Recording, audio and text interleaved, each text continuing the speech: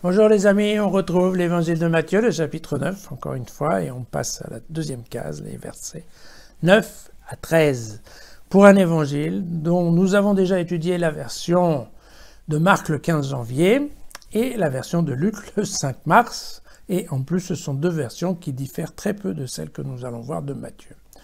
Donc, manque de peau, on y va quand même, vous savez, elle est connue, c'est l'histoire de Matthieu Lévi, le publicain, le percepteur, le fameux percepteur. Comme il s'en allait, Jésus vit en passant, assis au bureau des taxes, un homme qui s'appelait Matthieu. Il lui dit « Suis-moi ».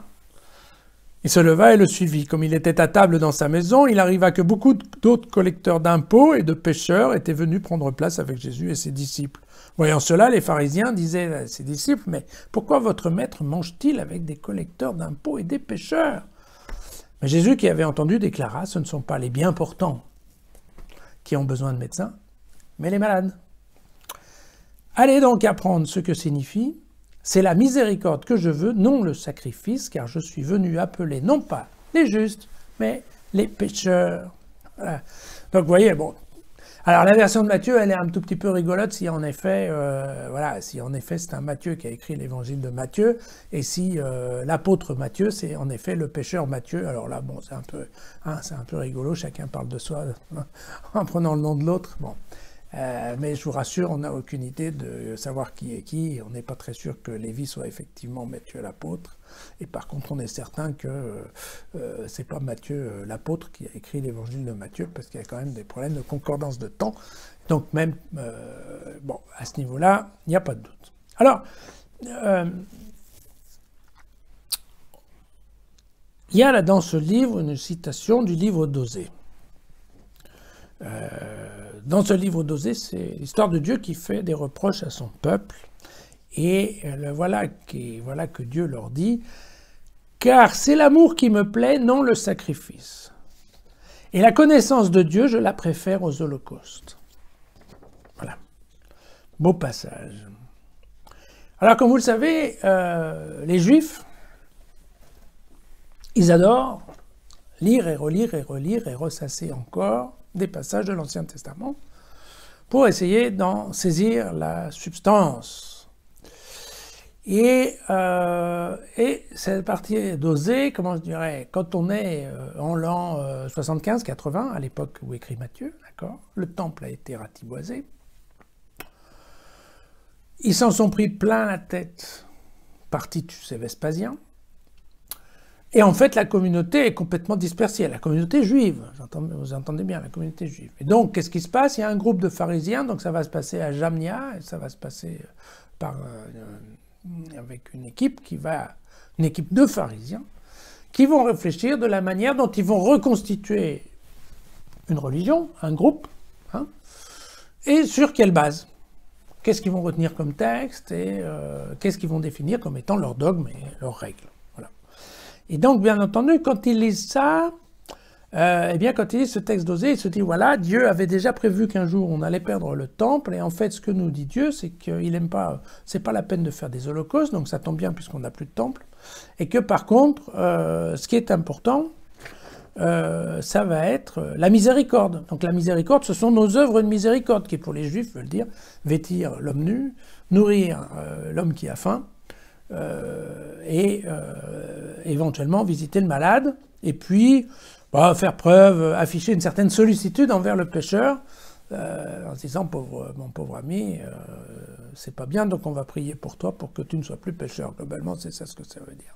D'accord ? Et donc, vous vous souvenez, c'est ce que je vous ai expliqué, c'est le transfert. Donc les Juifs vont recréer une religion, alors que la religion était basée sur le culte au temple.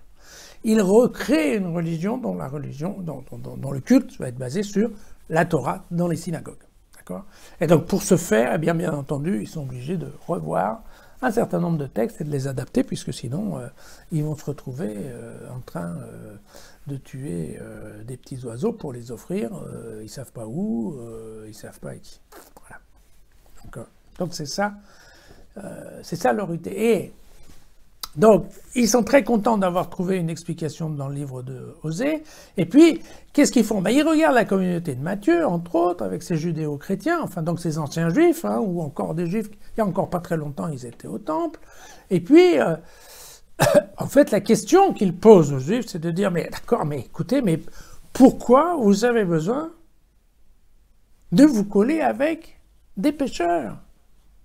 Pourquoi? Parce que la communauté judéo-chrétienne, vous vous souvenez, la communauté chrétienne à l'époque, il y a à la fois des juifs, mais il y a aussi des païens. Et les païens, pour les juifs, sont des gens impurs. D'accord? Donc, pourquoi, mais mon Dieu, pourquoi vous avez décidé de vous mélanger? N'oubliez pas, hein, le nom pharisien, ça veut dire séparer. Et c'est ça leur problème. Leur problème, il est là. Il est exactement ça. Comme ils ont décidé de se séparer, ça veut dire que, eh ben, ils sont plus au contact des pécheurs. Donc, à ce moment-là, c'est impossible de convertir des pécheurs si vous n'êtes pas en contact avec eux. Donc, ça ne marche pas.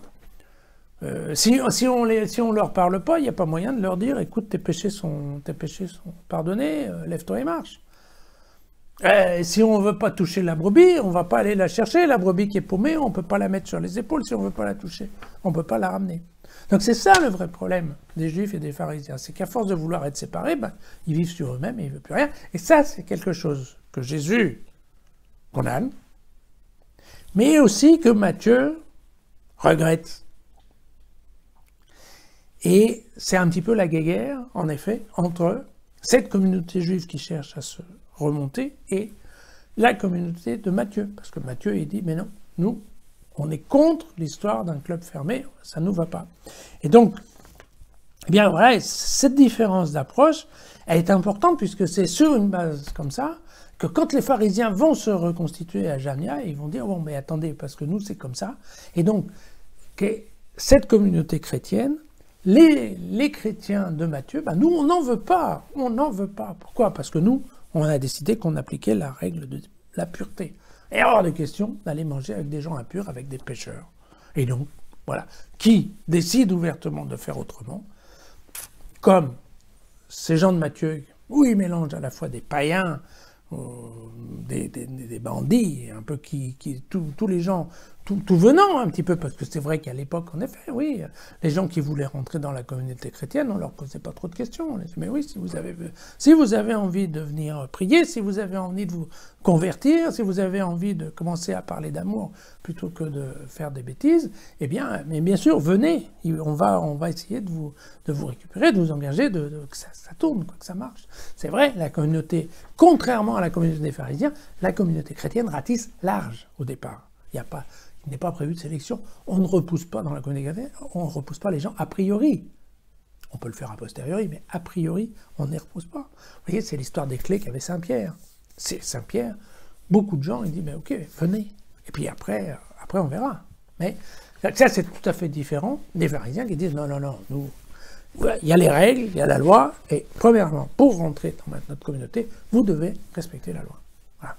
Et il faut que ça soit prévu et bien décidé. Donc voilà. Donc encore une fois, ça c'est un texte qu'il convient de lire au temps de Matthieu plus qu'au temps de Jésus. Hein. Ouais. Je sais que c'est pas facile, mais c'est comme ça que ça se passe.